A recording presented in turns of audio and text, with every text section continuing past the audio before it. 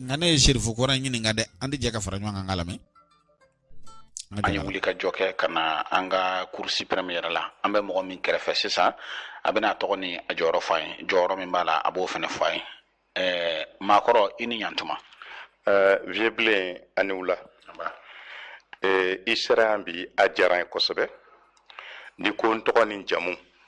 ne to Cheikh Mohamed Cherif Koli njoro mi cour suprême na ni avocat général de cour suprême na avocat général ka baray muye ka sariya la kanda o bolen koy ni syndicat autonome de la magistrature président et procureur ka association fenebe na fuma association malienne des procureurs et poursuivants ñu fele président famuna no temananga ñi ngali folo be talike munga o ye cour constitutionnel yere yala abe sigi cugoya di amba fe ko fayna cour constitutionnel ale joro ka bon kosebe jamana kono ya don sariya bela kologirin o de constitution et cour constitutionnel ka bara ka constitution la bateau et abe sigi cugo ñume constitution de ba sigi président te cour constitutionnel sigi mawre ta sigi constitution de a sigi constitution mi a sigi o ye constitution du 25 février 1992 famuna no temananga ñi ngali flana e minye o ye minye a membre ye olu be sigi cugamina no ye ni barake bundanyo o saji konondon bala o saji konondon no ye ma ba konondon olu fana be no me cugudi amba fe ko fain constitution de ya yira ka fo ko constitutionnel membre aka ke mo kononton o mo kononton e mo gwansante mo bawde do munun ka doniya ka bon sariya kola u ka doniya ka bon jamana tabulu la u ka doniya ka bon dien kuntagala were la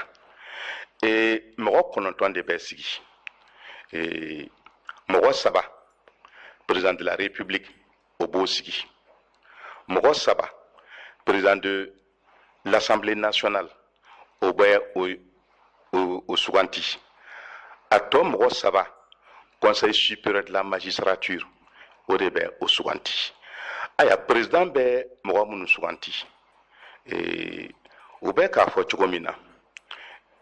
Et président Ibrahim Bouakar Keita. Allez ma constitution de là. Constitution beke 1992 na kilawya soro fin be politique kenen kambi a shitinte commande la donc jamana diunde ya jira constitution kono kafo akaketan na kelatan nta do mo be se ka wuli tlesen kunche kafo ko ema jeno mo kelen shite peuplier adamana fendi mais nyembe ala do be ka wuli ali mo kelen rebe ka wuli ki jo ka le peuplier nyembe e confirme mo fene la ko lu peuplier ni chite peuplier et constitution peuple de be constitution si et président abseka ke présenter candidat à sa propre succession et obseka ke et assemblée nationale obe mo sabasigi et abseka ke président assemblée nationale absaka ke ata majorité présidentielle fait awa mi an kam roskanti lenwi nya men dawda ka fo ko président de la république bo o fena sigi no conseil supérieur tay président fin na ne donna conseil supérieur la bekle la al 600 fene mais conseil supérieur la ambe mo fin choisi président Shima Isindou ala amunu be élu magistrat nyon fait kanga ke conseil supérieur de la magistrature membre ye ande banka showke danyanka showke ambe soro ka tan sigi ka fo ni yanka fin amma delika président depuis Alpha Omar Clé fo ka tase bima président mi ya fo ka fo a mbe fe awka karsa doala ambe min jira président de ba fo problème tala et membre de droit fene be normalement ou fene se ka fo ambe fe karsa ka mais depuis anya damine les membres élus ou simu sendou et en Cameroun souganti en de ban Cameroun souganti et en juju damo mais et président de la République dans Cameroun souganti conseil supérieur de bo souganti mais mi arrêté et arrêt de bo souganti mais kuma kele fie ne nyente yoro la dien mu mekono comme ka conseil constitutionnel ou bien k'u ka cour constitutionnel mɔgɔw sigicogo ka ɲi ni anw ta ye constitution de y'a kɛ tan donc fɛn bɛɛ mɔgɔninfin baara de ye mais ni a yirala k'a fɔ a bɛ se ka falen constitution de bɛ se ka falen mais mɔgɔ kelen tɛ se ka wuli k'i jɔ i kunfɛ k'a fɔ k'i b'a falen awa mɔgɔ minnu bɛ yen danaya mɔgɔw don diɲɛ bɛɛ bolo falen b'u la et bon c'est vrai mɔgɔ lagosi bɛ ka ɲɔ ɲɛ bi kosɛbɛ mais moi je pense que mɔgɔ o mɔgɔ filɛ nin cour constitutionnelle la a bɛɛ dɔnnen don kelen kelen kelen et bɛɛ danaya mɔgɔw de ye donc lagosili min bɛ ka na se u ma an bɛna wuli k'an jɔ parce que an ye syndicat de ye an tɛ se k'a jɛ n'a ye cogo si mɔgɔ ka dankari an ka kiiritigɛlaw la k'u t'u ka baara la. Yala ka kiiritigɛla to a ka baara la ni dankarila la sariya bɛ mun fɔ o la. Ni dankarila la sariya bɛ kuma caman fɔ a la mais an syndicat an yɛrɛ bɛ wuli k'an jɔ. Parce que bi nin na an ye diɲɛ seleke naani bɛɛ informé k'a fɔ bɛɛ ka wuli k'i jɔ parce que dankarilen bɛ an ka mɔgɔw la fasoden dɔw fɛ an tɛ se ka jɛn n'a ye cogo si a tɛ se ka to yen ten cogo si sariya y'a jira k'a fɔ n'i y'a kɛ i nɔ bɛ minɛ awa an tɛna mɔgɔ si to nɔ minɛ baliya y'a dɔn ne yɛrɛ bɛ association des procureurs la an tɛ jɛn ni a ye habada k'a fɔ k'i ka wale jugu kɛ k'i ka to yen. Sariya bɛ mun fɔ a nɔminɛni na a kaso b'a ta san joli la ka taa san joli la. Bon a kaso cogo ka ca dɔw bɛ yen a waleya dɔw bɛ yen a bɛ se ka fɔ olu ma ko deli o kaso bɛ se ka taa kalo kelen na fɔ san duuru dɔw bɛ yen a bɛ se ka kɛ olu kirimi yɛrɛ ye parce que dɔw bɛ yen ça c'est des formes d'atteinte à la sûreté de l'État o kaso bɛ se ka taa san duuru fo ka taa se i si kaso o bɛɛ prévoilen bɛ sariya fɛ. O faamuna n'o tɛmɛna ka bɔ yen ɲininkali sabanan bɛɛ tali ka min kan o ye cour constitutionnelle yɛrɛ n'i y'a jateminɛ requête dɔw bɛ yen a b'o kɛ candidat yɛrɛ tɔgɔ la cour constitutionnelle yɛrɛ ale yɛrɛ bɛ sariya se jumɛnw da ka se k'i sinsin o kan yaasa ka se ka min ye candidat ye ka se k'u ka requête k'o kɛ. Ce qui est sûr cour constitutionnelle tɛ baara kɛ a kun fɛ sariya dɔnnaw de don constitution b'u bolo loi électorale b'u bolo olu ye kan minnu fɔ u bɛ baara kɛ n'o ye et o diyara mɔgɔ ye o cour constitutionnelle bɛ baara kɛ n'o de ye o ma diya mɔgɔ ye o cour constitutionnelle bɛ baara kɛ n'o de ye awa kiiri bɛ tigɛ Mali kɔnɔ jamanaden bɛɛ de tɔgɔ la au nom du peuple mais kiiri tigɛ kun tɛ ko parce que karisa bɛ yen ko k'o sago k'a ye parce que ne ye min jateminɛ dɔw sago ma k'u ye dɔrɔn ko cour constitutionnelle man ɲi mais ne t'a dɔn o bɛ se ka kolokolo adamaden na cogo min na quoi c'est pas parce que e sago ma k'i ye ko cour constitutionnelle man ɲi ou bien ko an ka taa an kun fɛ. Donc sariya ye sariya de ye et c'est des valeurs républicaines bɛɛ kan k'a bonya donc sariya ko sariya de ye i tɛna sariya la k'a fɔ i ka jo sɔrɔ wajibi bilen na o i bɛna sariya la k'i ka ko jira mɔgɔw de la olu de b'a sɛgɛsɛgɛ ni a kan ka kɛ cogo min a kan ka kɛ ten c'est pas parce que e sago ma k'i ye ko i bɛ se ka wuli k'i jɔ ko cour constitutionnelle man ɲi. Sisan y'a dɔn cour constitutionnelle ye jaabi bɔ ka ban o jaabiw bɔlen kɔfɛ o y'a jira k'a fɔ jamanakuntigi Alhaji Ibrahim Boubacar Keita ale de kɛra jamana ɲɛmaa ye nka cour constitutionnelle ka jaabi bɔlen kɔfɛ an y'a ye Sumala Sise n'a jɛɲɔgɔnw wulila k'a fɔ olu ma jɛn n'o jaabi ye yala sariya bɛ mun fɔ o la. Vieux Blin ni scrutin présidentiel ni an bɛɛ kɛla seere ye a ma dogo mɔgɔ si la diɲɛ bɛɛ de tun bɛ Mali kɔnɔ yan i ye observateur bɛɛ ka rapport ye bɛɛ y'a jira k'a fɔ u famana ni ɲɔgɔn élection ma diɲɛ mun bɛ kɔnɔ k'a fɔ ko résultat min prononcé la cour constitutionnelle fɛ et que réellement o de fɔla urne y'o de yira u yalala fan bɛɛ fɛ o ma fraude ye o u yalala fan bɛɛ fɛ o ma bourrage d'urne ye donc o de kama diɲɛ les Nations Unies u ye Mali fo ka Mali institution bɛɛ fo u y'a jira k'a fɔ président min jiralen filɛ cour constitutionnelle fɛ cour suprême fɛ olu b'a a donkɔrɔma tintin Mali koɲɛ la et que u ka teriya u b'a développer ni Mali parce que élection nin kɛla ni sariya fan bɛɛ bonyali de ye. o mana sa danyogo yɛrɛ ale min ye cour constitutionnel ɲɛmaa ye bi dɔw bɛ ka taa tɔgɔ ma k'a dɔgɔya a ka baara yɛrɛ kɔnɔ yala sariya bi jɛ n'o ye wa n bɛ kuma kelen f'i ye vieux bilen le syndicat l'association des procureurs maintenant ça filɛ mɔgɔba de don a jɛɲɔgɔn mɔgɔbaw de don an kan k'u lakanda hali n'u yɛrɛ ma plainte kɛ an bɛ wuli k'an jɔ ka fɔ an bɛ wuli k'an jɔ a tɛ se ka to cogo si la ninnu ka se ka lagosi tan yalabagaw fɛ minnu bɛ ka lagosili kɛ u bɛ mun sariya dɔn ka tɛmɛ ninnu kan dɔw yɛrɛ tɛ sariya ta fan dɔn olu bɛ ka wuli a bɛ kɛ tan a bɛ kɛ tan dɔw t'a dɔn constitution ye fan min ye mais adamadenya mana kɛ cogo o cogo an m'an ka ɲɔgɔn lagosi ka ɲɔgɔn danbe tiɲɛ o ninnu fɛn fɛn filɛ u bɛ baarabaw de kɛ mali kɔnɔ mais n'a fɔla bɛɛ ka wuli k'i jɔ ka fɔ ka mɔgɔw nini moi je pense que an ka jamana danbe bɛ ka bɔ a la o kan ka dabila ninnu plainte bɛ ko fɛn fɛn plainte kɛ an b'a bɛɛ fɛn kɛ hali minnu ye fɛn kɛ mali kɔ kan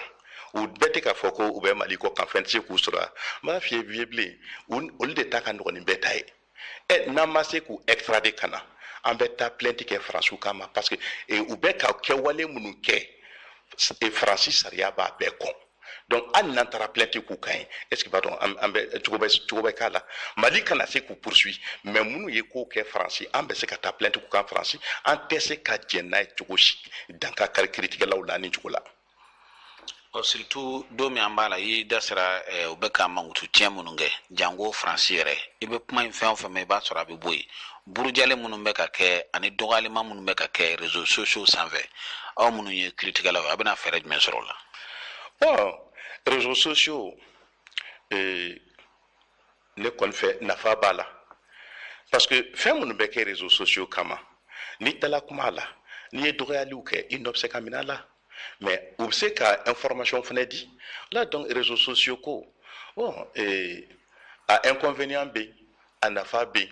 donc on fait avec.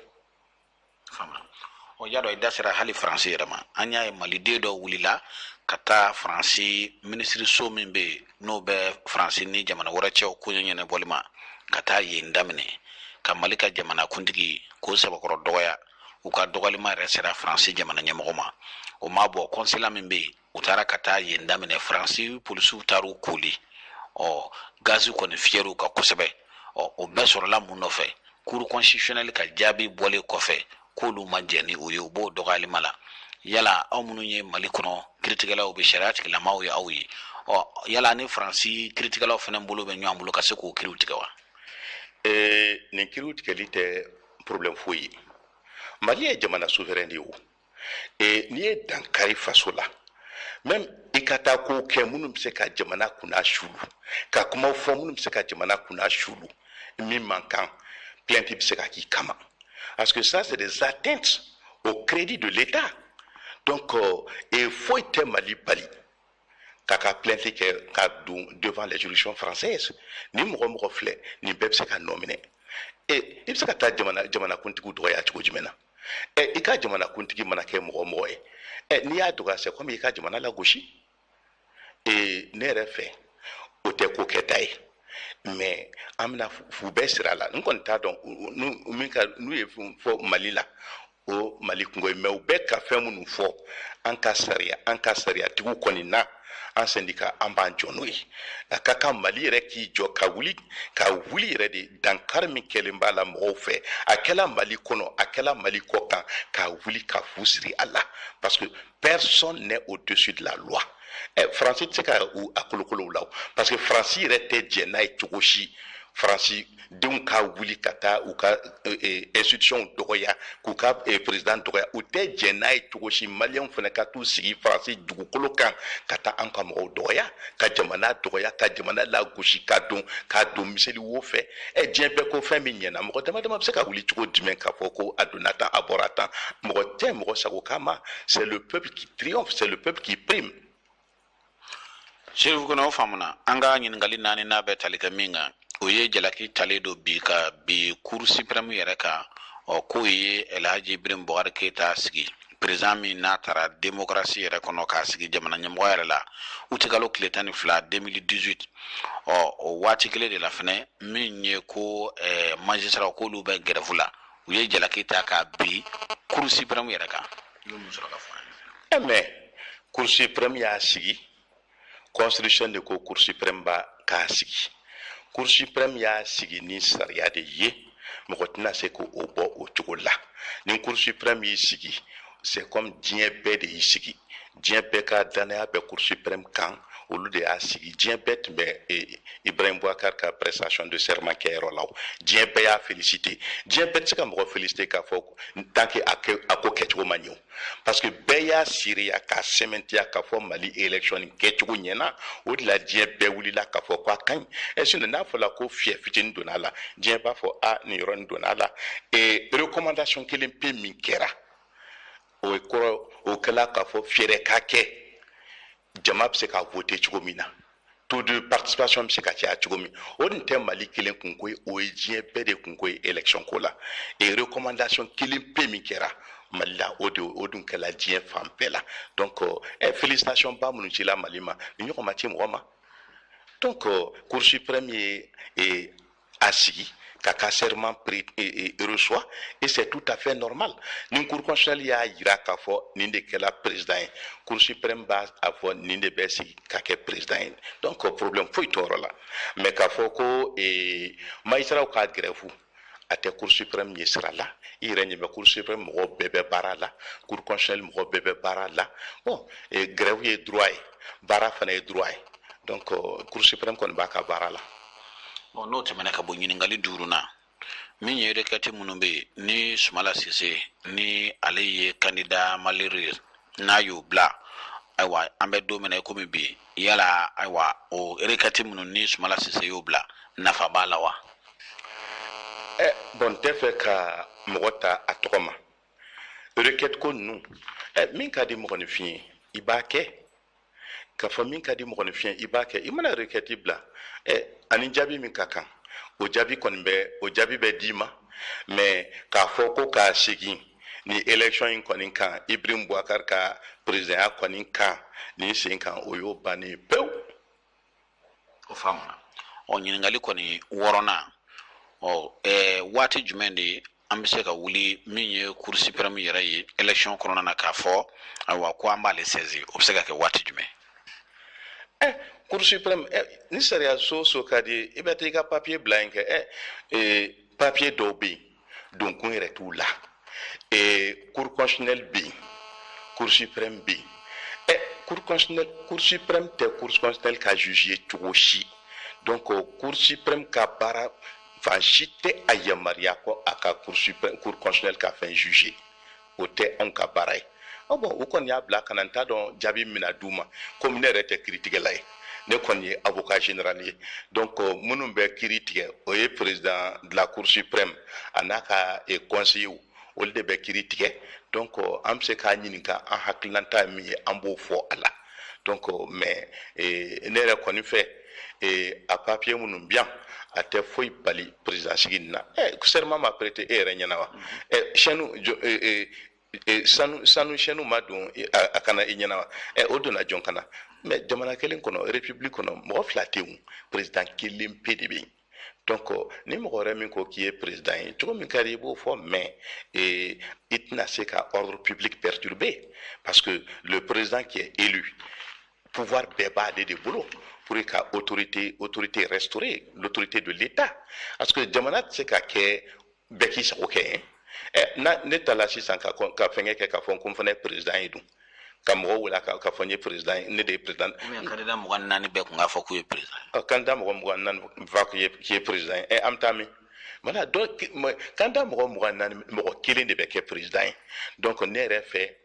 candidat malheureux tɛ yen bon bɛɛ de kan k'a fo parce que bɛɛ ka laɲini tun ye i ka se ka ko kɛ jamana ye mais ni ala ma a d'i ma o tɛ ko wɛrɛ ye o kɔrɔ tɛ mankan ka taa kɛ i ka se ka mɔgɔw ka dɛsɛ k'a sigi ko parce que ko mɔgɔ kelen kɛla ye bon bɛɛ bɛ se k'i ka fɛn kɛ an tɛ se ka tiɲɛ ni min ye o ye k'a fɔ i bɛ dankari cour constitutionnelle mɔgɔw la ou bien cour suprême ko parce que cour constitutionnelle olu ye IBK de déclaré sur la base des résultats comme président de la République ko parce que ko cour suprême ko ye au ka serment reçoit wajibi do cour suprême ka serment reçoit parce que fiye foy makaka élection na cour constitutionnelle be min fo o de lakika en bolo. Chérif ko namba fekk ñininga yoro do la ya min ye cour suprême yere o ye El Hadji Ibrahima Boubacar Keita bla ay serment yere prêté ki kali o kali ni yere serment yere munedu akeku yumi serment ye ko badi ya da be fo ko be serment prêté devant Dieu et devant le peuple malien o kuma badi serment ye kalidi ni ye kalita i kan ka time a y'a yira k'a fɔ a seko ye fɛn fɛn a b'a kɛ pour que Mali ka taa ɲɛ pour que intégrité territoriale ka assurer pour que unité africaine o ka assurer a kan k'o de kɛ o ye wajibi ye a ma depuis i bɛna président ya la don min i b'i kan bɔ a kan a nɔfɛ don min o de kan k'i ka laɲini ye donc kalili kan k'a fɔ jama ye k'a fɔ n bɛna nin kɛ n bɛ segin a kan donc a y'o de layiru ta bɛɛ ye an hakili la a bɛna timɛ. kɛnɛ nga an ye jateminɛ dɔ k'a ka kan ka ɲininkali k'e la e y'a dɔnbaga ye y'a dɔn cour suprême yɛrɛ mɔgɔ 9 olu tun sigilen bɛ tabali kan ɲɛmɔgɔ dɔ tun b'o la n'o ye président ye a bɛ komi cour d'appel fɛnɛ o procureur général tun sigilen bɛ greffier wɛrɛ tun bɛ kɛrɛfɛ ayiwa ninnu bɛɛ nakun ye mun ye ninnu ka baara ye mun ye nin kɛnɛ kan seere ɲɔgɔnya la nin bɛ mun de fɔ an b'a fɛ k'o fɔ ye. nin bɛɛ sariya tagabolo de ye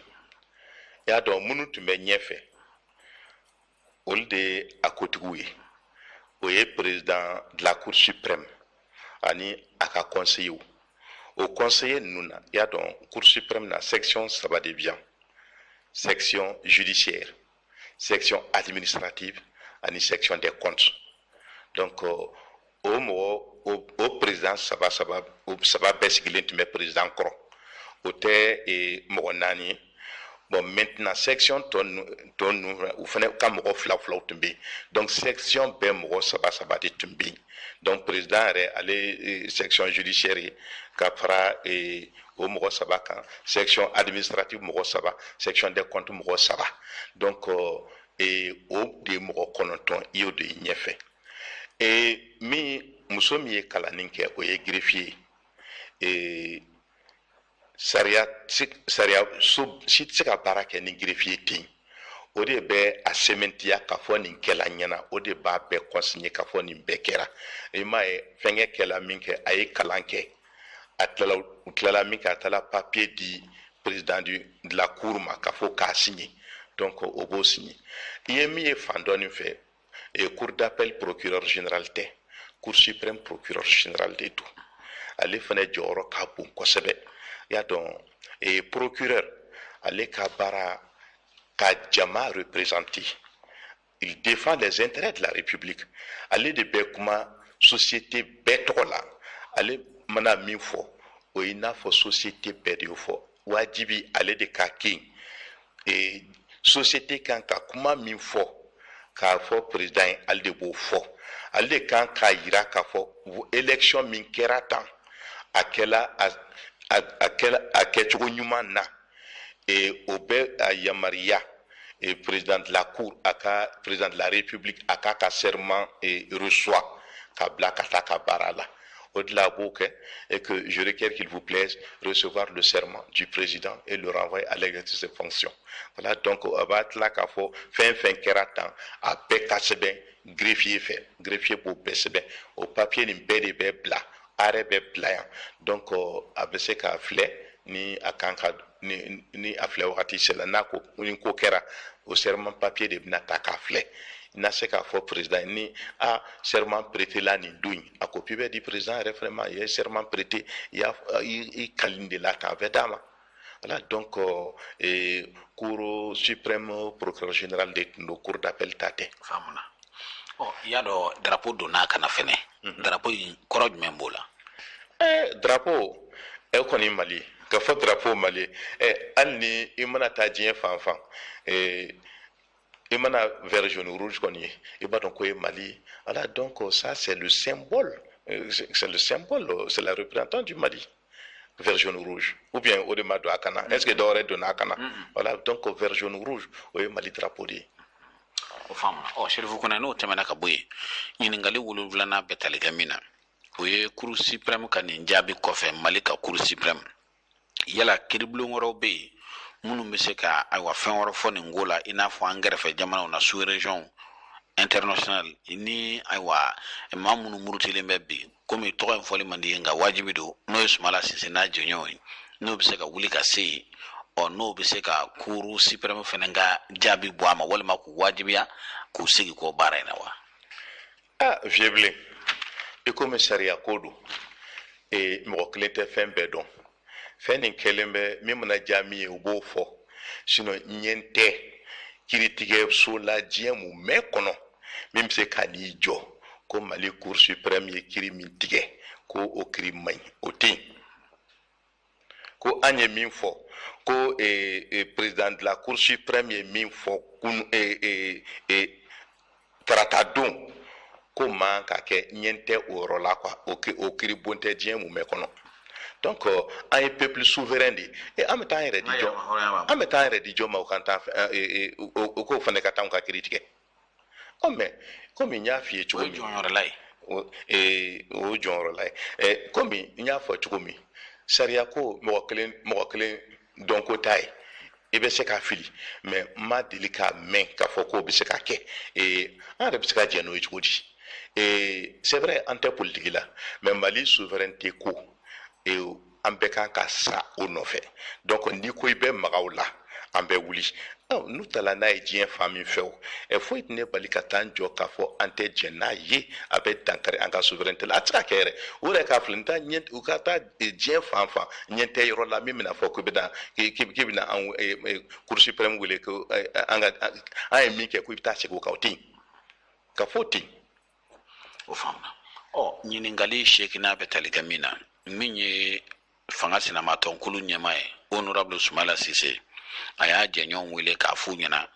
k'u kana Mali ka jamana ɲɛmaa k'u kana lakodɔn i n'a fɔ jamana ɲɛmaa don u kana reconi Elhaji Ibrim Boubacar Keita ko Mali président de la République don o kɔni ye ka jamana yɛrɛ ka sariya kɔni k'olu sɔsɔ o tuma ni o dun sugu kɛra fɛnɛ o waleya kɛbaaw ɲagini sugu jumɛn bɛ ka taga ɲɛsin u ma. Bon n tɛ fɛ ka n da don o yɔrɔ la n'a ka di min ye i b'i sago fɔ kɛ mais le peuple malien a reconnu IBK comme le président de la République et il a été envoyé dans ses fonctions par la Cour suprême et il a été reconnu comme tel, déclaré comme tel par la Cour constitutionnelle et la Cour constitutionnelle parle au nom du peuple malien. La Cour suprême parle au nom du peuple malien. Donc, si le peuple malien a déjà reconnu IBK président,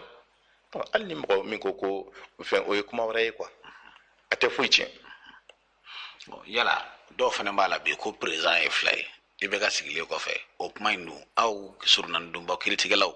aw y'o kuma in sɔrɔ cogo di IBK sigilen kɔ Mali sariya bɛɛ fɛ ko président wɛrɛ bɛ min tɛ IBK ye. Sariya tigɛlaw kɔni fɛ c'est clair. Yɛrɛ ma fɔ sariya wa an bɛ sariya de kɔ peuple ko IBK de ye président ye sariya y'a yira IBK de ye président ye an bɛ mun wɛrɛ ɲini ka fɔ an bɛ mun wɛrɛ ɲini c'est IBK le président du conseil supérieur de la magistrature an tɛ mɔgɔ fila dɔn peut-être dɔw bɛ se ka k'u bɛ mɔgɔ wɛrɛ dɔn mais kuma don mais jɔn bɛ se communauté internationale na jɔn reçoit bi comme président. IBK fɛnɛ Nations Unies m'a félicité, France a félicité, Russie a félicité, diɲɛ fan bɛɛ a félicité et c'est comme diɲɛ bɛɛ a reconnu comme le président. Ni mɔgɔ dɔ ko i bɛ se ka kɛ i t'a tigi fɛ bon o ye i ka hakɛ ye mais k'a fɔ président kɔni tɛ o ye kuma wɛrɛ k'a fɔ i n'a fɔ fiɲɛ ci la. O faamuna Seri Kone baro in bɛna se a laban yɔrɔ ma welekan jumɛn b'i bolo grève ko yɛrɛ ka magistrats ka grève an'u ka laɲini minnu n'u bɛ k'a kɛ yala laɲini ayiwa fɔndelen don wa. Vous savez ne ka position di grève ko nin na n tɛ fɛ ka segin a kan kosɛbɛ n'a ma ɲɛ n jɛɲɔgɔn dɔw bɛ a la n b'u bonya n tɛ fɛ ka kuma a grève ko kan mais ce qui est sûr ne kɔni tɛ grève la cour suprême tɛ grève la magistrat caman bɛ u tɛ grève la voilà donc grève ye droit ye mais ni ko n tɛ grève fana la o fana y'i ka droit ye mɔgɔ tɛ se ka mɔgɔ wajibiya ka baara kɛ mɔgɔ tɛ se ka mɔgɔ wajibiya ka baara bila. Maka laban ka ɲɛsin maliden cɛ muso denmisɛn mabakɔrɔ bɛɛ lajɛlen ma jango ka sariya yɛrɛ labatoli bi barisabu a kɛra maaw yɛrɛ ɲɛna bi telima kɛ maaw b'u kunfɛ ka taa a kɔni bɛ komi sariya yɛrɛ kɔni bɛ ka da sen de kɔrɔ k'a tereke bi kumakan laban ka ɲɛsin malidenw an ka kumakan laban min ye Mali y'a jira k'a fɔ a bɛ taa démocratie la an ye république de ye u ni u taama ɲɔgɔnw don ni ko ye république ye i ko ye état de droit ye mais wajibi i ka sariya bato ni ma sariya bato république kan ka i wajibiya i ka sariya bato donc a man ka se mɔgɔ ka wajibiya ka sariya bato i kan ka bato i yɛrɛ ma i ka i yɛrɛ ta ne tɛ i bɛ ka ye a ka fɔ ko minnu fana bɛ mankan na k'u ma a dɔn a ka fɔ k'olu de kɛla président ye ko i bɛ ka fana ko ale tɛ jɛn n'a ye u yɛrɛ bɛ kɛ cogo di ni kɔni bɛ taa élection na i bɛ taa ni ko caman de ye i bɛ se ka passer a bɛ se ka kɛ i tɛ passer fana o bɛɛ faralen bɛ ala de la ni ala ye fanga di min ma a y'a di ma n'a m'a di ma peut-être a ye fɛn wɛrɛ k'i ye i tɛ min dɔn donc ne kɔni bɛ min fɔ maliyɛnw ye an ka sariya bato fɛn mana kɛ cogo o cogo an k'an sigi ka hakili jagabɔ est ce que n welelen bɛ ko min na tan a ko ka ɲi est ce que n welelen bɛ ko min na a man ɲi tant que o de ma se ka kɛ ko bɛɛ tiɲɛna ne dun ɲɛ bɛ mɔgɔw la u bɛ wele ko caman na minnu yɛrɛ sariya sɔsɔ kow ye mɔgɔw bɛ wele k'a fɔ an ka taa fɔ ko an ma jɛn ni cour constitutionnelle ka jaabi ye i bɛ mɔgɔw sɔrɔ o kɔ o ye ko kɛta ye mais n'i tɛr'o la o y'a ye i wulila i ka taa sariya sɔsɔ la i taara sɔsɔ la sinon n'i wulila sisan k'a fɔ an ka taa a yira k'a fɔ an kan ka faso institution sankɔrɔta n'i yer'o kɛnɛ kan i yela o ye acte citoyen mais ka i wele ka taa fɔ cour constitutionnelle min kan ka baara nin kɛ minnu y'a kɛ u y'a kɛ k'a fɔ an ka taa fɔ k'an ma jɛnna e yɛrɛ b'a dɔn segin cogo t'a la o ye sariya sɔsɔ ye o ye sariya sɔsɔ de ye ka fɔ sariya sɔsɔ de ye ka fɔ sariya sɔsɔ de ye bon ne hakili la lamɔw ni ɲɛɲini jumɛn ka kan vieux bilen nin ko ninnu i y'a dɔn i bɛ k'a ka investiture don a y'a yira k'a fɔ autorité de l'État k'a restaurer président de la cour suprême min ye cérémonie présidée a y'a yira k'a fɔ wajibi bi an ka autorité de l'État restaurer n'a ma restaurer foyi man ɲi ni mɔgɔninfin kun kelen i yɛrɛ minɛ k'a fɔ e de ye jama ye mɔgɔw ka taa e fana filɛ o cogo ye o ye ɲɔgɔn fili o ye fili de hali ne filɛ nin ye tan mɔgɔ bɛ ne fana kɔ koyi ne fana wulila ka n jɔ sisan ne bɛ n sago kɛ jɔn bɛ se k'a fɔ ko n fana ka n sago kɛ jɔn bɛ se ka na ne ɲininka donc c'est pour vous dire démocratie min ye ko bɛɛ to ɲɔgɔn ta de la jama de sago bɛ kɛ sinon n'a fɔra bɛɛ k'i sago kɛ mɔgɔ kelen si tɛ se ko la ka tɛmɛ si kan bɛɛ kelen kelen bɛ se ko la mais n'a fɔra bɛɛ k'i sago kɛ o ye tiɲɛli ye voilà donc c'est la raison pour laquelle an bɛ taa ni ordre ye mais maa minnu bɛ bɔ cour constitutionnelle ka jaabi bɔlen kɔfɛ ka t'u jɔ kɛnɛw kan k'an ma jɛn n'a ye sariya jumɛn kan ka boli olu kan sariya sɔsɔ don n'i kɔni ye sariya sɔsɔ a kan ka boli kan bon état de kan ka ka responsabilité ta k'a fɔ état kan ka ka responsabilité ta bon maintenant n'i ye sariya sɔsɔ mais i nɔ bɛ minɛ k'a fɔ i nɔ bɛ minɛ kiiritigɛlaw de kan k'u minɛ sisan kiiritigɛlaw kan ka u nɔ minɛ mais kiiritigɛlaw b'u ka baara kɛ k'a fɔ kiiritigɛlaw b'u ka baara kɛ o parce que ce qui est sûr u bɛ baara la o k'a fɔ baara bɛ sen na komi kiritigɛ baara bɛɛ tɛ se k'a fɔ kɛnɛ kan tant qu'il ma dɔw ye i tɛ se k'a fɛn bɔn parce que ne yɛrɛ bi yan ne tɛ kiritigɛla bi an kɔni jɔlen bɛ ni sariya kɛla cogo min an b'a filɛ est ce que a tigɛla ni sariya ye est ce que a ma tigɛ ni sariya ye mais o tɛ cour constitutionnelle ta ye dɛ o ye juridiction du fond ye les juridictions de l'ordre judiciaire et de l'ordre administratif à banna mais le juge constitutionnel n'a rien à voir avec nous et an ka kɔlɔsili fan si tɛ boli cour constitutionnelle ka baara kan. o cɛlu kɔnɛ waati jumɛn a bɛ fɔ ko opposition à l'autorité légitime o fɔ waati jumɛn. i kɔni ɲɛ bɛ fɛn na opposition à l'autorité légitime fanga min sigilen bɛ a kɛla fanga ye u ka baara min ye u k'a fɔ u bɛ nin kɛ e k'a fɔ i tɛ nin kɛ i n'a fɔ i ye min fɔ sisan cour constitutionnelle y'a ka kiri tigɛ dɔw k'u tɛ jɛn n'a ye taga yɔrɔ wɛrɛ kiribon wɛrɛ nin t'e bolo ka taga yen mais ça c'est opposition à décision de justice c'est une forme d'opposition à l'autorité légitime a ko ka ca quoi. kɛbagaw mun kan ka k'olu la. mais n ye min f'i ye kɔbagaw bɛ se ka nɔ minɛ kɛ ka fɔ kɛ. u bɛ nɔ minɛ cogo di. parce que maa caman bɛ nin ko in na u t'a sidɔn ko ye. mais n bɛ kuma kelen f'i ye ne ka position c'est très simple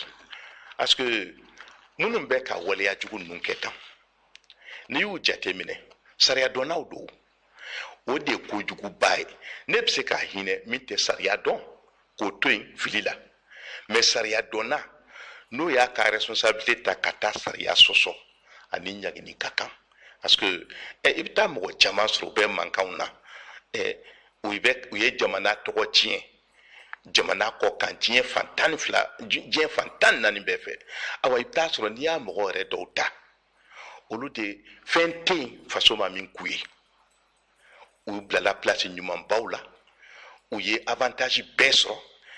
olu de wililen filɛ bi ka taa mali tɔgɔ tiɲɛ diɲɛ fan 14 bɛɛ kan ka fasodenw wuli k'u ka sariya sɔsɔ k'u ka cour constitutionnelle dɔgɔya u ka cour suprême dɔgɔya ne kɔni fɛ jamana kan k'i jɔ a jɔyɔrɔ la république tɛ se ka taa ten gansan ye parce que démocratie ye min ye c'est la responsabilité n'i ye waleya jugu kɛ i nɔ kan ka minɛ n'i ye waleya ɲuman kɛ i kan ka récompenser donc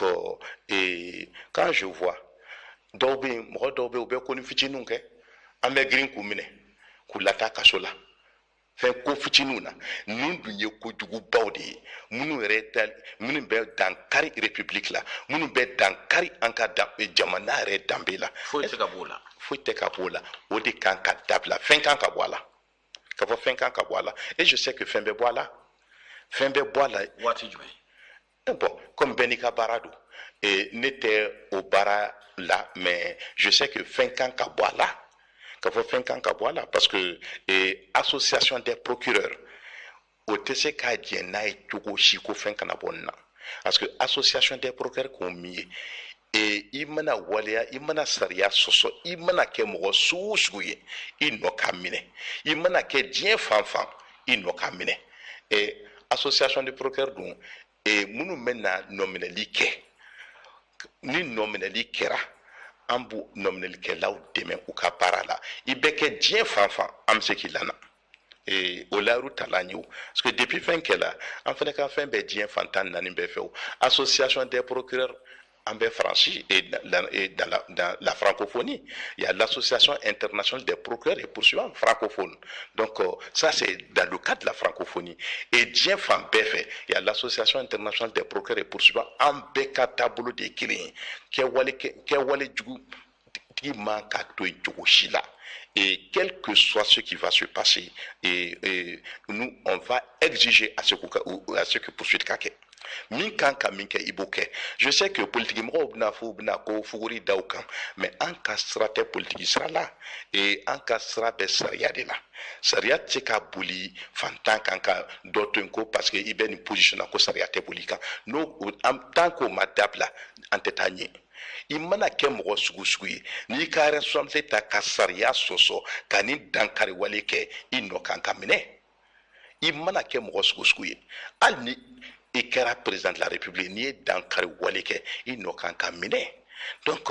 et c'est pas parce que k'i kɛra candidat ye ko fɛn bɛɛ yamaruyalen b'i ye jamana kɔnɔ candidat i kɛra candidat ye mais i ka fisa ni jɔn ye malidenya la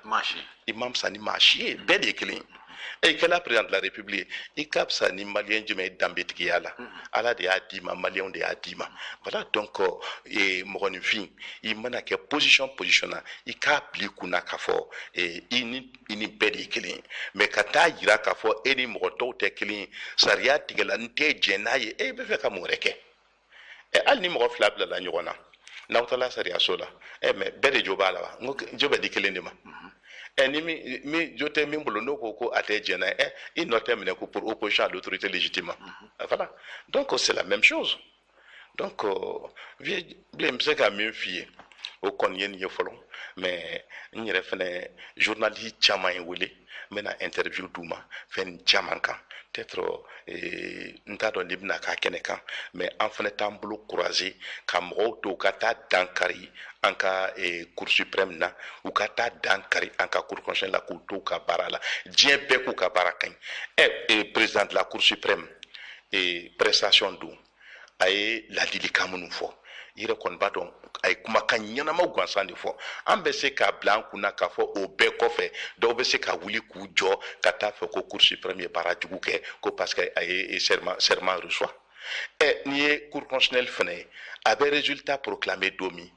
a ye fɛn bɛɛ kɛ pour que mɔgɔw ka se ka faamuyali kɛ peuple bɛɛ y'a faamu diɲɛ bɛɛ ko vraiment u ye baara ɲuman kɛ u y'a to mɔgɔw y'a bɛɛ faamu mais o ma mɔgɔ dama dama bali ka wuli k'u jɔ k'a fɔ an t'a la donc n'u t'a la u t'a la u yɛrɛ de mais o kɔni o tɛ se ka foyi tiɲɛ jamana ta dans la marche de la république donc la république dispose de tous les moyens pour imposer le respect des valeurs républicaines. Et l'association des procureurs, je parle maintenant en tant que président de l'association des procureurs et poursuivants, nous n'allons jamais accepter l'impunité et des faits aussi graves. Outrage à magistrat, il faut wati jume, ani nyagini jume nganga dati kuka. Bon, j'ai blé. Outrage à magistrat, il konba don et au konikela ubuka barala. Baara la ni tilennenya ye ni danbetigiya ye bɛɛ ko baara ka ɲi o bɛɛ la dɔw de wulila k'u neni tan i n'a fɔ manasa cour suprême i n'a fɔ manasa cour constitutionnelle u y'a neni i n'a fɔ tapili cour suprême u y'a dɔgɔya mais u ye mun kɛ mun kan ka dɔgɔyali las'u ma hali ni résultat ninnu filɛ manasa de taara mɔgɔ ka bulletin bila urne kɔnɔ wa bɛɛ de i déplacer kelen ka t'i ka vote fɛn bila a kɔnɔ tapili tun bɛ yen o tapili tun tɛ yen minnu ye a fɛngɛ kɛ olu de nana k'a fɔ a ɲɛna diɲɛ bɛɛ ko a ɲɛna mais ni dɔw ko a ma ɲɛ moi je pense que a ma ɲɛ ni yɔrɔ min ye u b'o de fɔ c'est pas parce que olu ma nisɔndiya ko anw ka élection ma ɲɛ diɲɛ bɛɛ ko an ka élection ɲɛna o kan ka kɛ nisɔndiya kunba de ye maliyɛn kelen kelen bɛɛ bolo a fɔra ko fɛn min ɲɔgɔn ma kɛ farafin na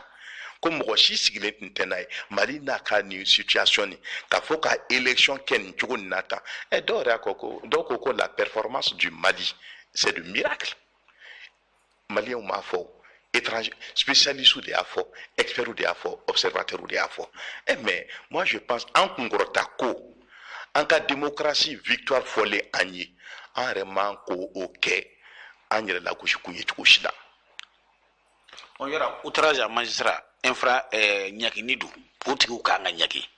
ɲagini sugu jumɛn ka kan ka da tigiw kan mais kasolabilaw kɔni de don sa vieux bilen ka fɔ kasolabilaw de don a kasolabila b'a daminɛ san joli ka taa san joli bon mais c'est des délits ka fɔ c'est des délits donc a fitinin kɔni kalo saba ye ka fɔ a fitinin kalo kelen kalo saba ye comme papier tɛ n bolo yan sisan mais c'est que a fitinin kɔni kalo kelen aw mun ye surunalidonnaw ka ɲɛmaw ye aw bɛ mun kɔnɔ magistraw bɛ ka dɔgɔya k'u t'u ka baara la n'a m'a tigilamaw n'u ma minɛ k'u datugu bon tu kɔni fɛ baara bɛna kɛ magistrat fɛn fɛn a kɛra cour suprême ta ye o a kɛra cour constitutionnelle juge ye o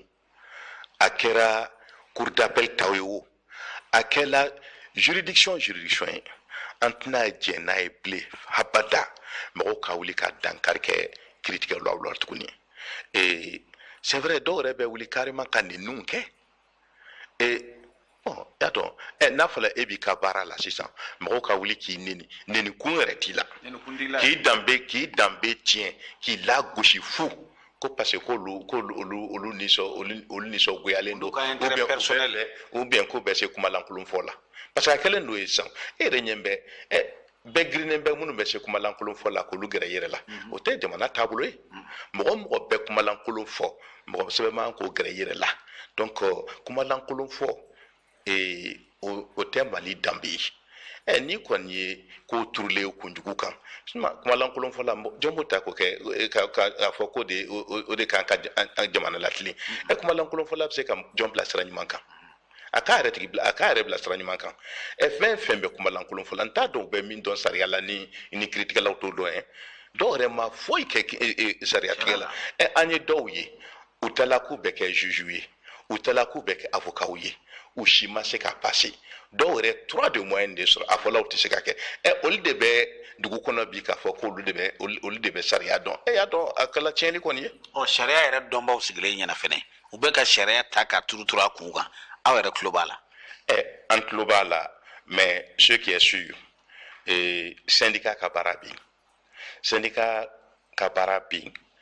o ye ka kiiritigɛlaw lakanda o sira tagama association des procureurs o ka position bɛ yen o ye kɔni ka fɛɛrɛ kɛ mɔgɔ n'i ye sariya sɔsɔ i nɔ ka minɛ o an b'an jija o la o tɛ kiiritigɛlaw dɔgɔya dɔrɔn pe ye mais an bɛ fɛɛrɛ kɛ ni kɔni ye kiiritigɛlaw dɔgɔya sariya sɔsɔ fana don a bɛ se ka fɛɛrɛ kɛ au moins i bɛ se ka nɔ minɛ cogo min i ka se ka nɔ minɛ ten mais ne kɔni bɛ min ɲini procureur de la République les procureurs généraux u kan ka wuli k'u jɔ parce que hali i bɛ se ka n'i ye dɔgɔyali kɛ hali article de journal u bɛ se ka n'i ye dɔgɔyali kɛ a kɔnɔ u bɛ se ka ta ka i nɔ minɛ n'a ye foyi t'a la donc u man k'u sigi fo ka taa fɔ ko plainte de kana d'u ma u kan ka wuli k'u jɔ parce que o yamaruya mais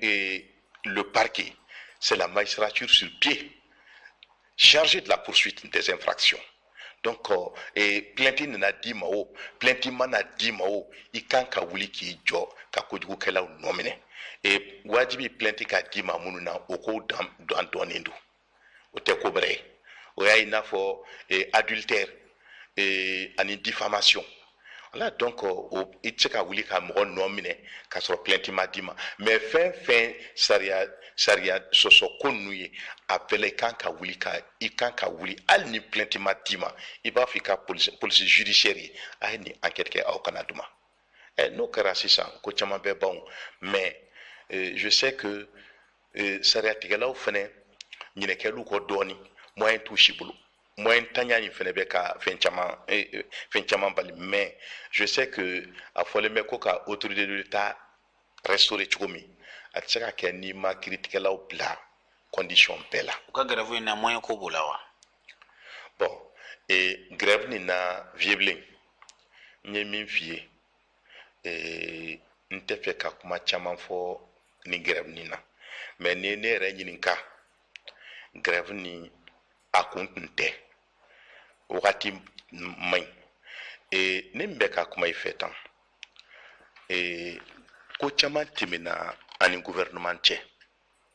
2017 an ye bɛnkan sɛbɛn gouvernement a bɛɛ latilen a tɔ na to point dɔ ye o ye grille salariale ye an tun b'o baara la problème foyi ma don a la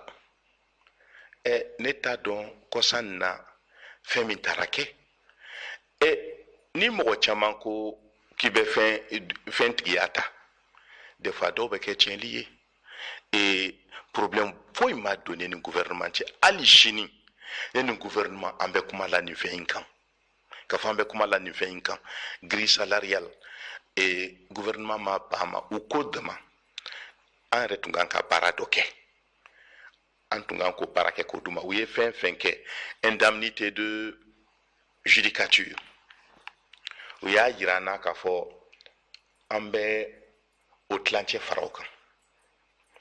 ni 40,000 ye mɔgɔ min ta ye an b'o kɛ 60,000 u y'a kɛ directement an ka indemnité de logement 10,000 tun don an ko a ka dɔgɔ u ko a ma a tun ma ɲɛna u bɛna kɛ 20,000 ye u ko a ma ko an bɛna kɛ 22,000 ye ne yɛrɛ fɛnɛ u sama dɔɔnin ko a ye dɔɔnin fara o kan o ko bon ko an bɛ a ye sɔn an b'a kɛ 22,000 ye 2017 à partir de 2018 an b'a kɛ 25,000 ye a ye sɔn o ma fɔlɔ o kɛra o cogo la u ko voilà an ko a ma a ye indemnité dɔw di mɔgɔ tɔw ma courant ni jikow la aw kun ma anw sen don o la u ko problème t'a la an bɛ aw sen don o la u ko aw ka fɛn tɔ ninnu an bɛ se ka minnu kɛ minnu tɛ wariko ye problème tɛ mais aw yɛrɛ ka fɛnw projet kɛ k'a di an ma n'a y'a projet kɛ k'a d'an ma an b'o kɛ o cogo la an bɛ o siraw de kan indemnité grille salariale assemblée de bɛ statuer a kan k'a fɔ assemblée de bɛ statuer a kan donc maintenant an tora fɛn na komi kuma caman yɛrɛ donna an yɛrɛ ni ɲɔgɔn cɛ k'a fɔ kuma caman donna an ni ɲɔgɔn cɛ bɛɛ b'i ka fan dɔw bɛ fan dɔw fɛ anw bɛ fan dɔw fɛ ni a fɔla ne ye lettre sɛbɛn k'a ci commission de conciliation membre ma ka u fo k'u waleɲuman dɔn u ye baara min k'an ye o lettre nin bɛɛ bɛ yen k'a jira u la n ko gouvernement ye layiru min t'an ye n k'u bɛɛ ka tɛmɛ a sira bɛɛ kan ne y'o ci Manasa de tun ye commission des bons officiers président ye cour suprême président tun b'a la Jaje Tegete tun b'a la an fa Jara tun b'a la Mokhtar Marko tun b'a la ani hali n y'a ci bâtonnier fana ma parce que olu fana y'an dɛmɛ kosɛbɛ ka tila commission de conciliation mɔgɔw ni o président tun ye Amadi Tamba Kamara ye ne lettre ci olu fana ma k'a fɔ ko fɛnw taabolo ka ɲi n ko donc gouvernement bɛ k'a ka fɛn bɛɛ kɛ ne ye n t'o la ne taara Algérie n y'a mɛn ko juge bɛ fɛ ka taa grève la ko parce que ko gouvernement banna ka ko grille salariale kɛ bon ne kun ko bon vraiment n ko komi a kɛra n kɔfɛ n tɛna se ka kuma la kɔsa nin na tuguni o na ko denmisɛnninw ko ka taa grève la ko grille salariale ko ne ko mais n ko ne hakili la dialogue ma rompu ani gouvernement cɛ définitivement an k'a to ni wagati nin tɛmɛna an bɛ tɛmɛ ni dialogue ni négociation ye mais an t'o la ko grève kɛra donc ne kɔni y'a yira k'a fɔ ni grève kɔni kɛra ne tɛna se k'an yɛrɛ sɔsɔ cogo si la parce que bɛɛ ta yɛrɛ ye wagati dɔ la k'a fɔ bɛɛ ta yɛrɛ mɔgɔ si ta tɛ ne ta de n yɛrɛ ye mɔgɔ tɛ ka ne wajibi bila grève la n tɛ se ka mɔgɔ wajibi bila baara la. grève kɛbaa ninnu fɛnɛ population ka hakɛw bɛ yen yala o man k'o fɛnɛ timɛ bi wa. bon y'a dɔn grève kuma ka ca an yɛrɛ ka union internationale kɔnɔla la. Union internationale des magistrats an bɛ o cɛmancɛ la ne yɛrɛ ye a conseil central membre ye a déontologie n y'o membre ye a la charte universelle du juge ne b'o rédacteur la juge kan k'a kɛ wale minnu kɛ grève tuma o bɛ yen minnu ka dossier bɛ kaso la normalement o si man ka pénaliser parce que grève kun an kan ka nisɔngoya yira gouvernement na mais a kun tɛ cogo si ko an ka kɛ sababu ye ka degun se population ma population ye mun kɛ population ma foyi kɛ denmisɛn ninnu minnu filɛ tan caman bɛ casier judiciaire nɔfɛ caman bɛ certificat de nationalité nɔfɛ u si tɛ k'a sɔrɔ dɔw yɛrɛ ka burusuko yɛrɛ tiɲɛna ka ban kasoladen dɔw tun kan k'a bila a mɛnna u bɛɛ bɛ kaso la donc diɲɛlatigɛ ye fɛn ye n ye min fɔ mɔgɔninfin i tɛ se ka kɛ juge sans avoir l'amour de son prochain Donc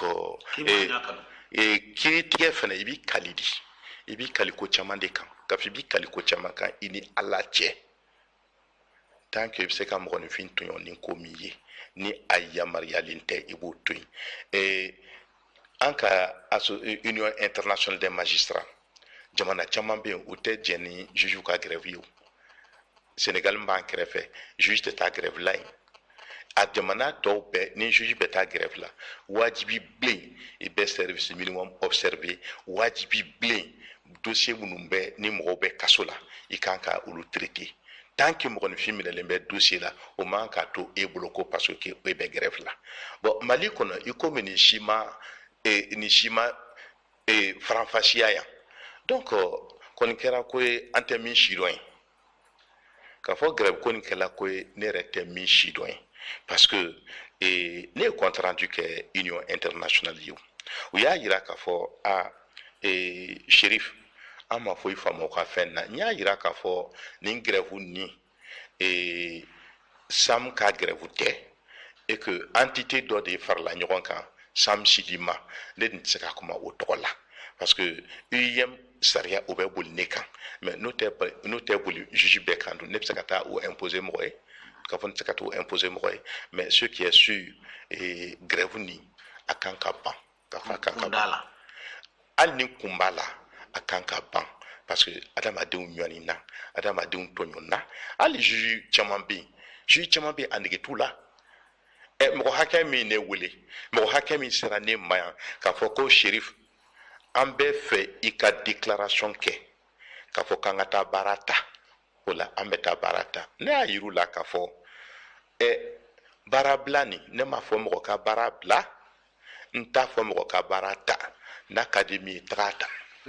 bɛɛ ta yɛrɛ k'a fɔ bɛɛ ta yɛrɛ k'a fɔ bɛɛ ta yɛrɛ ne t'a yɛrɛ ye cogo min bɛɛ ta yɛrɛ ye ten n m'a fɔ mɔgɔ ka baara bila n t'a fɔ mɔgɔ ka taa baara ta mais je sais que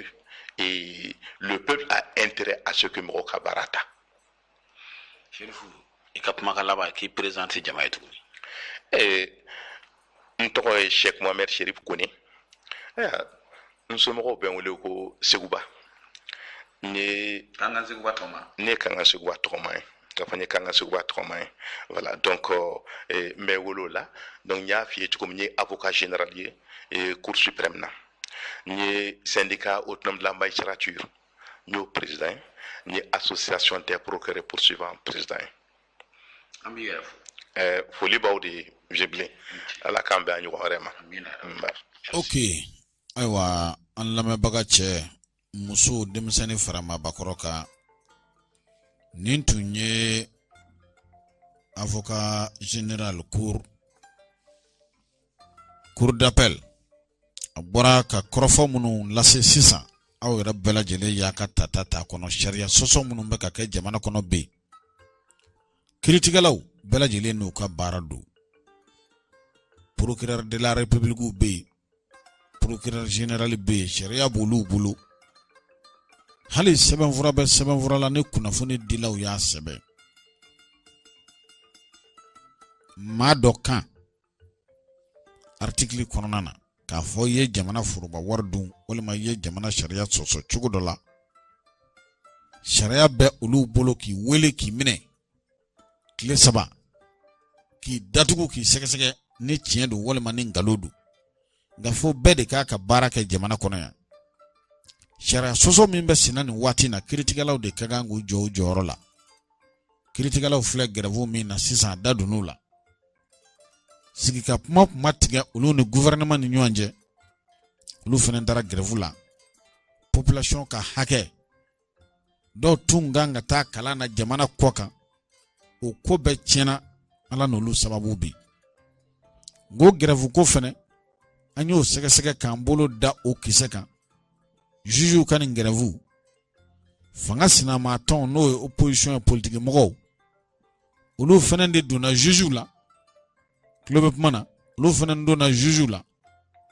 olu ka nin grève kɛ ka se ka Mali élection ta otage la cogoya min na malidenw ka kan ka wuli bi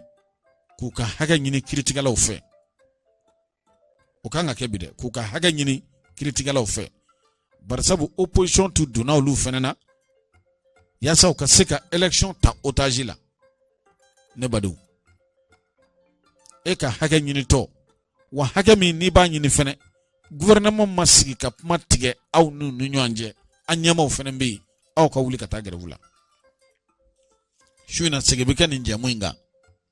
ka daminɛ 19h ka taa bila 21h la